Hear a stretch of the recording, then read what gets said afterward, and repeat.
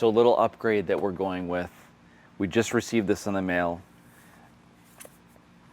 7 pounds. This is battery 1.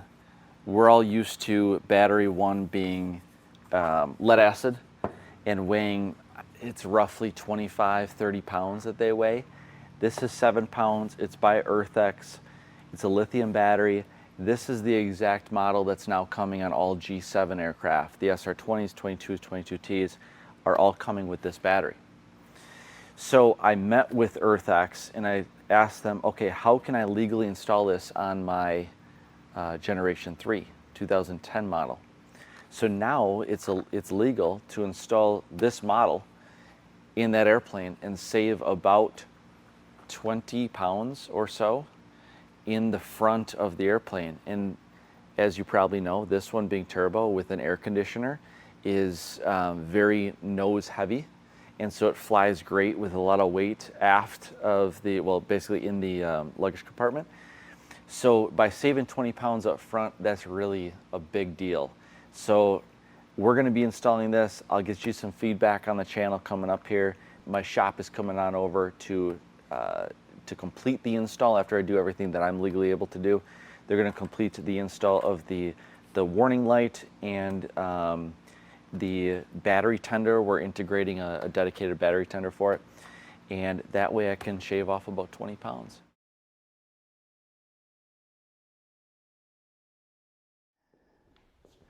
Installation of the EarthX battery is pretty straightforward. So you remove your Concord or your Gill. Always disconnect your negative first. Disconnect your positive second. Then reconnect your positive first, and then reconnect your negative second. At least that's how it is in the automotive world, so maintain that practice. But if you notice, the battery is quite a bit smaller in frame than the Concord. So what you get is a lot of slop, right? So you've got 2 vertical arms that come down, or 2 vertical posts, 2 mounts that come down right here. But there's still slop like this back and forth and like this forward and back. So I came up with a little bracket design. Manufactured this thing just out of some, this is like 1/16 of an inch thick sheet metal, or it's actually aluminum, and drilled out some holes. I can post, I'll post a picture during this video of this schematic all drawn out so you can see the dimensions, the size of the holes, where to place the holes, etc. This back, 90-degree angle is crucial, because what you do is you just stick this in here like that. You line up your hole, That's why these holes being oval or oblong is a benefit to you, to make sure that you can get your bolts in. That prevents the battery from sliding backwards and stabilizes it nicely. Let's put your battery in there. All right, and then tuck this back there for future wiring. This is the bracket that's now the STC. Before the STC, this was the bracket. And you can see this is a little heftier. We'd given EarthX some feedback on this when we first tried this. And you can see that it put a bow in it when you tighten down the nuts. So they beefed it up, and they put this bend on there to beef up, to reduce the chance of it flexing at this point. And it seems to be a much better design. So this goes like that right there. All right, so now when this tensions, the strength of this center part being bent up definitely helps to keep it in place. So we're just going to slide that to where we feel the close to center is. Then drop in our bolts.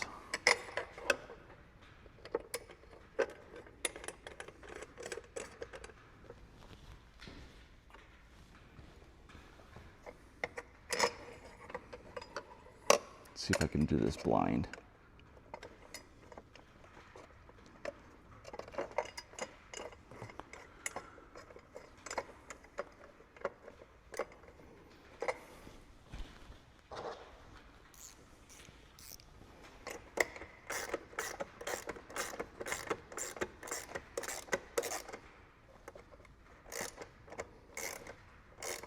barely tension this so that you're not putting too much strain on this bracket.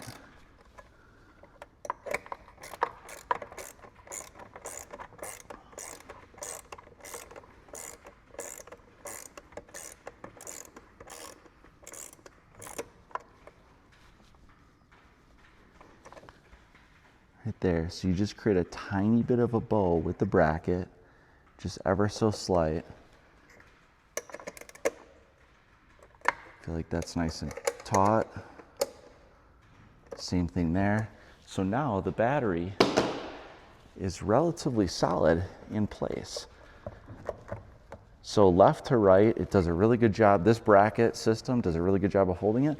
And then forward to backwards, it doesn't move now at all with that little custom fabricated bracket. So I'll put the dimensions of that in the description, or I'll put the dimensions probably right now on the screen.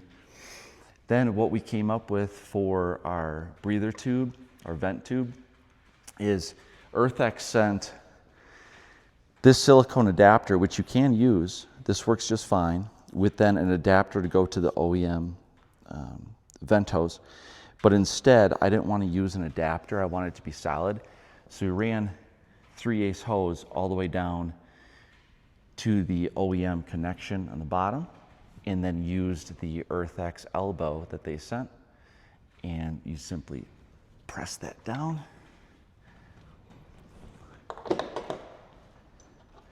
And then installing the positive leads is a piece of cake.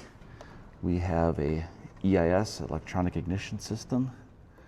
So that mounts like so.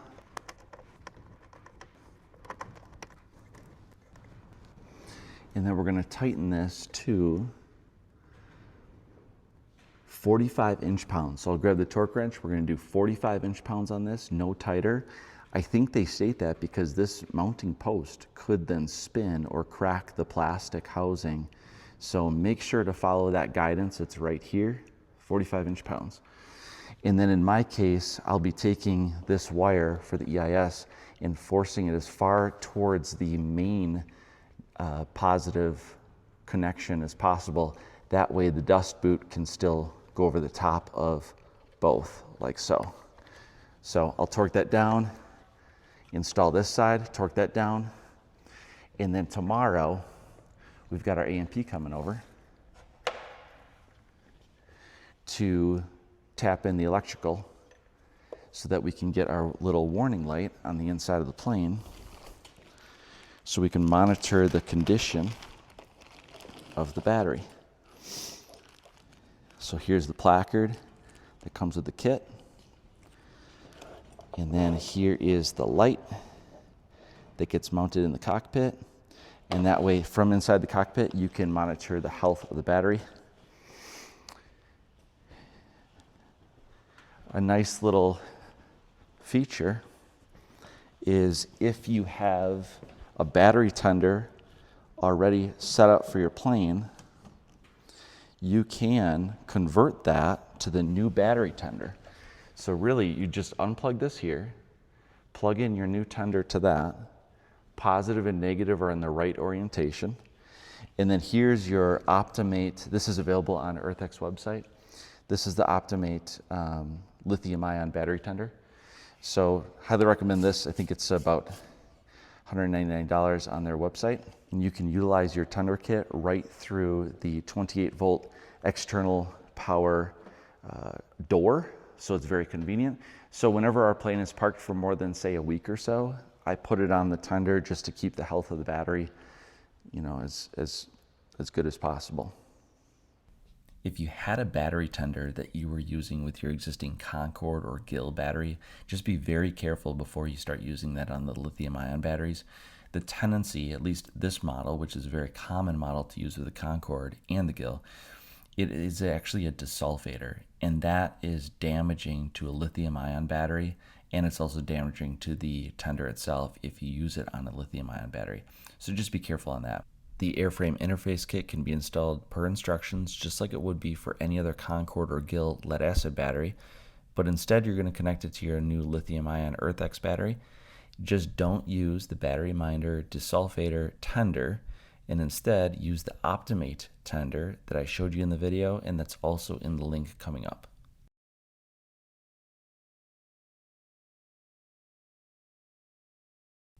To purchase the EarthX lithium-ion battery, go to earthxbatteries.com/elevate Cirrus.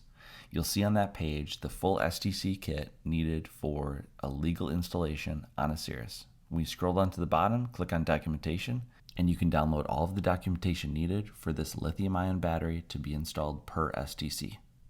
Once added to the cart, you can scroll down, and on the left-hand side, you'll see the Optimate tender that can be easily then added to the cart. That is the correct tender for this lithium-ion battery. What's nice about the tender is, say you don't fly for a month or two, you can then have peace of mind that when you go to the airplane, it'll start right up.